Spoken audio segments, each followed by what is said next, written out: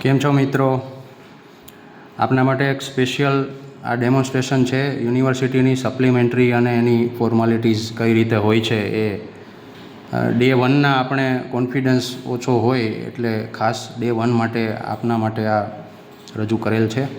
આ યુનિવર્સિટીની main સપ્લીનું front page છે, બરાબર, અને એની નીચે એક્સ્ટ્રા સપ્લિમેન્ટરી જે છે એનું ફ્રન્ટ પેજ છે. તો આપણે સૌથી પહેલાં એ જોશું કે મેઇન સપ્લીમાં શું શું ફોર્માલિટી છે. તો અહીંયા વ્હાઇટ કલરનું બારકોડ સ્ટીકર લગાવવાનું થાય, જે આપના બ્લોક સુપરવાઇઝર્સ આ બધું લઈને આવશે. આ બારકોડ સ્ટીકર છે એ અહીંયા લગાવવાનું હોય, બરાબર. પછી એની ઉપર એને ઢાંકી શકાય એવી રીતે આ મોટું ખાખી સ્ટીકર આવે છે, એમાં આ એરો અહીંયા આપણે નીચે રહીએ બ્લેક એરો એવી રીતે અહીંયા આ લગાવવાનું હોય. પહેલાં આ લગાવ્યા પછી એની ઉપર આ લાગે, બરાબર, એટલે આ વસ્તુ જે છે એ ઢંકાઈ જાય. અહીંયા લખેલું છે બ્રાઉન સ્ટીકરવાળો ભાગ ચારે બાજુ લખેલું છે, બરાબર, એની ઉપર આખું લાગે. આ વિદ્યાર્થીઓએ લગાવવાનું હોય છે, બરાબર, અને આ તમારા બ્લોક સુપરવાઇઝર લઈને આવશે, લગાવશે, બરાબર.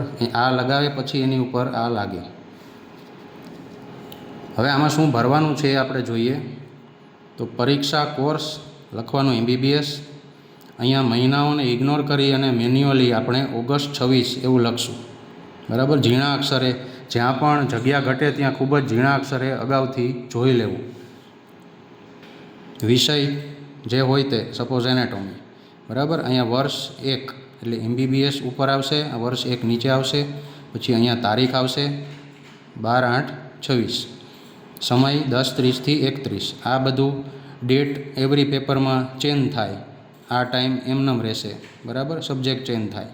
પછી અહીંયા પેપર 1, બરાબર. અહીંયા કોડ શબ્દ છે એ આપણે ઇગ્નોર કરશું. પેપર નંબર 1 અથવા પેપર 2 જે હોય તે. સેક્શન, અહીંયા વિભાગ એટલે સેક્શન, તો સેક્શન 1 ઓર સેક્શન 2 એ અહીંયા આવશે. એટલે આ વસ્તુ ખાસ અગત્યની છે. ઉત્તરની ભાષા ઇંગ્લિશ બધામાં સેમ. આ વસ્તુ આપણે છેલ્લે લખશું. મેઇન સપ્લી કુલ સપોઝ 5 લીધી હોય તો 1 મુખ્ય પ્લસ 5 પૂરક બરાબર 6. આવું સેમ પાછું આપણે એક્સ્ટ્રા સપ્લી છે એમાં પણ લખવાનું છે. હવે આ બાજુ આવીએ તો અહીંયા કેન્દ્રનું નામ આટકોટ, બેઠક ક્રમાંક જે તમારો યુનિવર્સિટીનો એનરોલમેન્ટ નંબર છે, જે ઘણો બધો લાંબો છે, તો એ આખો લાંબો નંબર આપણે નથી લખતા, બરાબર. એને બદલે અહીંયા શોર્ટમાં લખીએ છીએ UG અને છેલ્લા 4 આંકડા. તો સપોઝ UG 0386.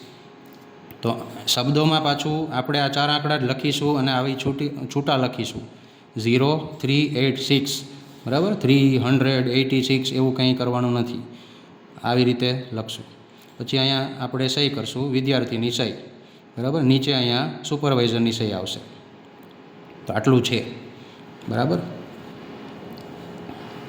હવે આપણે જોઈ લઈએ એક્સ્ટ્રા સપ્લી. તો સપોઝ આ એક્સ્ટ્રા સપ્લી છે, તો એમાં સેમ વિગતો આવશે. કોર્સ પેપર 1, બરાબર, વર્ષ 1 MBBS first year, paper 1 section 1, તારીખ, સમય, બરાબર. અહીંયા મહિનો, અહીંયા વિષય, અને અહીંયા પણ 1 + 5 = 6. હવે આ બધું અહીંયા રિપીટ કરવાની શું જરૂર છે? તો આપણે એવું માની લઈએ કે ન કરે નારાયણને કોઈ અકસ્માત થાય ને તમારી સપ્લી છૂટી પડી જાય, અહીંયા દોરો બાંધેલો હોય ફાટી જાય કે કંઈ પણ એવું થયું, તો છૂટી પડેલી સપ્લીને મૂળ એનું આ કોણ છે એ જાણવા માટે અહીંયા બધું વિગતવાર ભરવું જરૂરી છે. તો છૂટી પડેલી સપ્લી પાછી જોડી શકાય.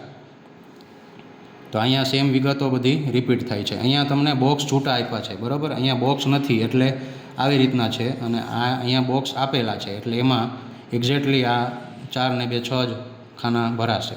આ પાછું જેમ છે એમ જ લખવાનું છે, ઓકે.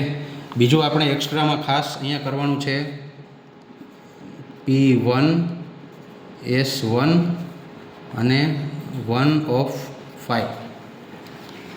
પેપર 1 સેક્શન 1 અહીંયા ઉપર આપણે મેન્યુઅલી લખશું, અને અહીંયા 1 આપણને ખબર નથી કે 5 સપ્લી ભરવાના છીએ કે 6, તો પહેલાં ખાલી 1 લખવાનું કે 2 લખવાનું, બરાબર. 1 2 3 એવું લખવાનું. છેલ્લી 10 મિનિટમાં જ્યારે તમે આ બાંધો છો ત્યારે અહીંયા ઓબ્લિક કરીને 5 બધી જગ્યાએ લખવાનું. આવો કોઈ ટાઈમ ના રહીએ તોય ચિંતા નહીં કરવાની, 1 2 3 4 તો લખી જ શકાય. જેટલું થઈ શકે એટલું આપણે કરશું. હવે આ સ્ટીકરનું જે છે એ ખાસ સમજી લ્યો. સપોઝ આ સ્ટીકર આપણે અહીંયા લગાવ્યું, બરાબર છે. આ ડમી સ્ટીકર છે, આમાં કોઈ રોલ નંબર્સ નથી. હા, અહીંયા લાગી ગયું, બરાબર છે. હવે મેઇન ત્રાસ આનો છે. તો આમાં તમારે જોવાનું કે ક્યાંય ખૂણે આવું હોય તો અહીંયા નખેથી ખોલીને આરામથી પીલ ઓફ કરી શકાય. પણ ઘણીવાર આવું ના મળે, બરાબર, તો એની ટ્રીક શું છે, તો અહીંયા ફરતે ગુંદર હોય છે અને વચ્ચે ખાલી જગ્યા હોય છે. એટલે આને આમાં થોડું થોડું મસળવાનું, બરાબર. એટલે કોઈ બી એક જગ્યાએ આવો ગેપ જનરેટ થાય, જ્યાં એ ગેપ જનરેટ થાય ત્યાંથી તમે પીલ ઓફ કરી શકો. અને પહેલે દિવસે આ બધું બહુ જ તકલીફ આપશે, પછીના દિવસે ધીરે ધીરે કોન્ફિડન્સ આવી જશે, બરાબર છે. હવે આ જ વસ્તુ સપોઝ તમારે અહીંયા લગાવવાની છે, તો આમાં પણ આ જ રીતનું સ્ટીકર ફરતું આવશે, બરાબર. તો જેટલી સપ્લી લ્યો છો બધામાં આ રીતનું ખાખી સ્ટીકર આવે. હવે તમે વિચારો કે છેલ્લી 10 મિનિટ તમારી આ બધી ફોર્માલિટીમાં જશે જ જશે. જો તમે આ નહીં કરો અને આ સપ્લી પૂરી નહીં થાય તો એ કન્સિડર નહીં થાય, એના માર્ક્સ પણ નહીં મળે. એટલે આખી સપ્લી વ્યવસ્થિત કમ્પ્લીટ કરી, ફિનિશ કરી અને ક્રમમાં ગોઠવી અને જે તે સેક્શનમાં જોડવાની છે. એટલે આમાં પહેલે દિવસે તમારે ઇનફ ટાઈમ આપવો જરૂરી છે, જેથી તમને વ્યવસ્થિત કોન્ફિડન્સ આવે, બરાબર. કોઈ તકલીફ હોય તો બધા હાજર જ હશે તમને હેલ્પ કરવા માટે. પણ ખાસ ધ્યાન રાખો કે આ બધું ફિનિશ થાય અને પછી જ સપ્લી જમા થાય. અહીંયા સપોઝ મેઇન આન્સર બુક છે, તો અહીંયા એક પંચ હોલ થશે.